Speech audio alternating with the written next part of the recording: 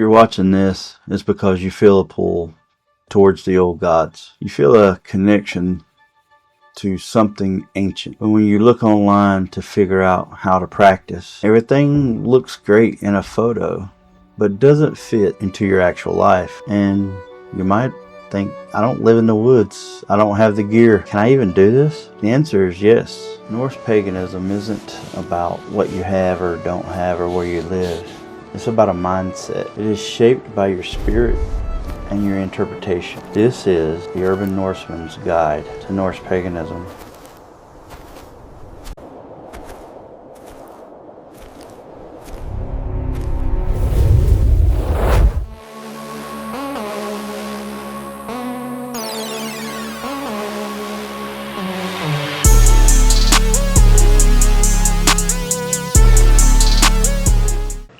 To truly start this path, you have to put the religion of Abraham away. There's no sin or salvation, so you have to forget that completely. I would read all the information on the Norse myths, the sagas. I would read both the Prowl's Edda and the Poetic Edda. Here recently I've been reading the Modern Havamal by Jason Savage, which is a good friend of mine. We did the Gothi series together. You can find his book on Amazon. He kind of translates it using modern terms or whatnot. I would suggest consuming several different authors.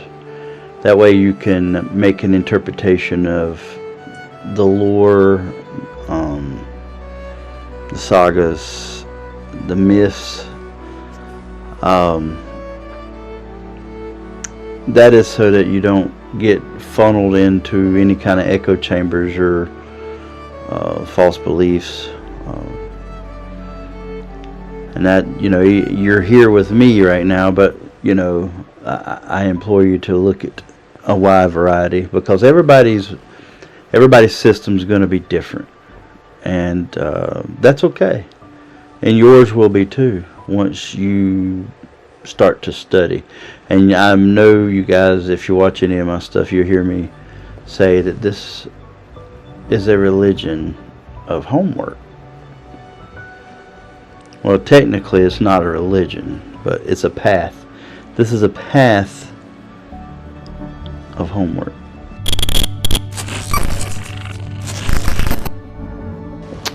Okay, so let's talk about temples. You don't need a temple. Your temple literally is in here. And you go outside and you'll hear, tons of people say that that nature is their temple, which is not entirely wrong, but I have a caveat. And this is one of those things, like, in your head you always say, here's what I'm thinking or have thought, but I just don't talk about it, or I don't say it out loud. Is that nature's brutal, and although there's tons of beauty in nature, and I enjoy nature, but you also have, being starting out, you just don't go out into the deepest woods that you can find. There's things out there that want to hurt you, so keep that in mind. Nature, you can do it outside. Honor the land spirits, and then yeah, I know, right? So honor the land spirits. Make sure that you're being safe. So you say, how do you honor the land spirits? Well, first and foremost, working in the park system, I would suggest don't take offerings in plastic bowls and leave them, because eventually that ends up hurting nature and wildlife. We don't want that. And you can't honor the land spirits if you're not truly honoring the land. So, but when you get out there, make sure that it's not going to hurt any nature, wildlife, or whatnot, and acknowledge the land spirits. Now, you have to continue to do this a lot in order to, at some point, be able to read the acknowledgement from the land spirits that you've acknowledged them. And then next I want to talk about altars. You don't have to run out and buy an altar. You don't. If you have a quiet space where you can sit and think, or walking alone, you don't need a fancy altar right away. So don't just run out and buy something that somebody said that you need, because in actuality it goes back to what you need is in here. Hello, and thank you for calling. Your call is being transferred. So that leads us to, how do we speak to the gods? Well, meditate, stay quiet while you're doing this. I know sometimes it's hard to stay quiet in your head, but you also have to do that too. You have to, they're not going to answer if you're talking over them, so whisper the gods' names, talk to them, but keep your expectation, keep them realistic. It may take some time. The gods don't answer when you want to, they answer when they want to.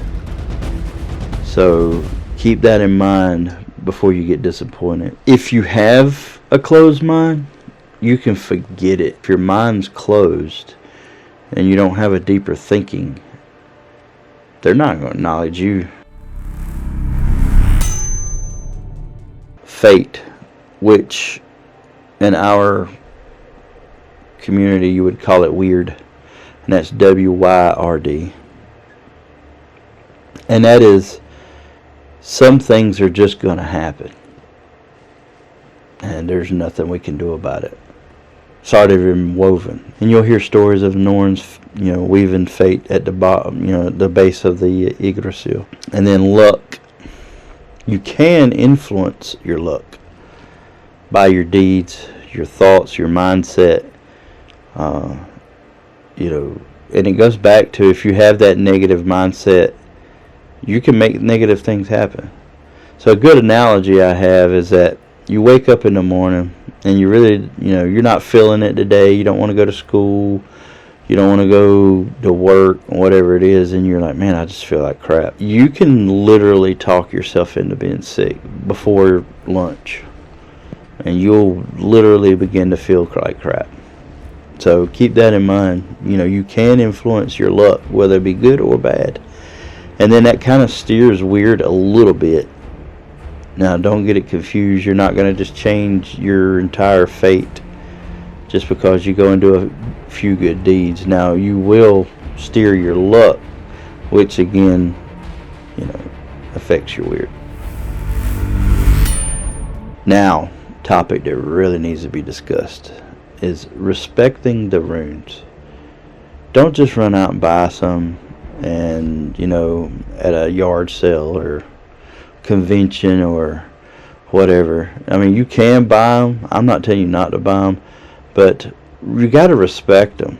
And in to respect them, you probably really need to do some research on Odin, because in the lore and the myths, he sacrificed himself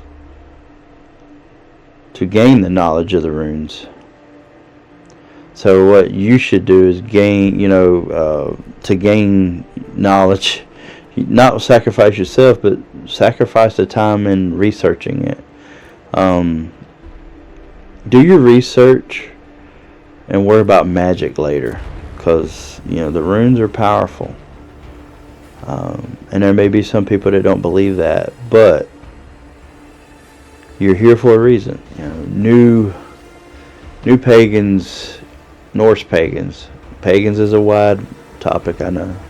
But new Norse pagans, heathens, or Asatru, they've run out and go buy rooms, right away. So just take time to read up before you waste money and time and potentially have something very powerful in your hands that you don't know how to wield. And magic should be the very last thing that you should be trying to learn or do. And here's one I see a lot. I see local symbols. Basically, that's an event, or not an event. It's kind of like a ceremony, and they'll make oaths and stuff. Don't break oaths, because if you're in that circle and you break that oath, you kind of affect everybody in that circle. And I know we've talked about that one before. But also, don't rush just to pick a patron god, because then you make an oath to them. And often in this path, that you'll start with, say Odin, and you'll be working with Odin, is what they call it. And 2 years later, you get the feeling that you want to work with another deity, maybe Freya or Loki. And I know there's some people that believe that Loki's not a god, and that's a topic for a whole nother discussion. And I know it's going around. But you don't have to pick a patron god right away. The connections are fluid. And let the gods speak to you in their own timing. They don't just pander to every little thing. This path basically is a gift for a gift. So, and what I mean by that is that if you're basically, you're going to be asking or talking to the gods about certain things, and you're wanting some kind of answer or whatever it may be, you first need to start building a relationship with the gods. So, and when you say, what do I gift, or, what do I, offer something that has value to you. Like, on my altar, this right here, I don't know if you guys can see it, but this was the gear shifter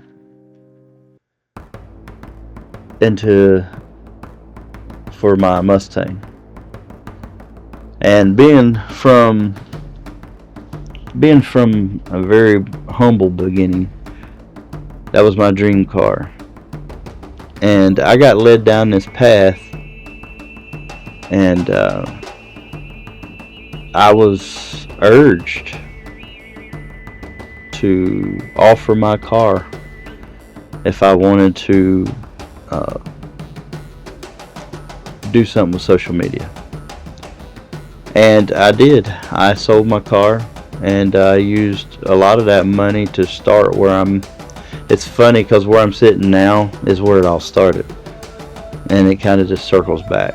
So I even had a building and everything, but that's another story altogether. But it's enabled me. I've had favor of the gods because I offered something that meant a lot to me. Now, I'm not telling you to go out and sell your car. I'm not telling you to go out and sell whatever. I'm just saying that's what I offered. It could be just food, or it could be more of expensive wine, ale, mead, beer, something that's you purchased. You had to purchase. You went out of your way to purchase it. I know my wife leaves like dried orange peels for Freya and rose petals. And then we normally do energy drinks for Loki. And for Thor, typically what I do is in the summer especially, is I will, when it's thundering, I will go out and have a drink with Thor. And then on our altar we offer Thor and Odin mead. So that's a lot to take in. I believe you guys have the gist of, what it takes, and this is the beginning path.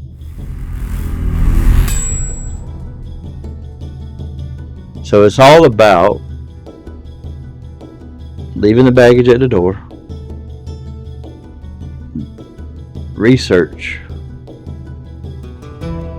There is no, need for a temple, and the only temple right now is the one in Iceland, and it took a long time to get out. And you don't need an expensive or fancy altar at first. Build it as you see fit, and sometimes you have places where you can't have an altar, so just have a spot in your house where you can be quiet and meditate. So that is all for today,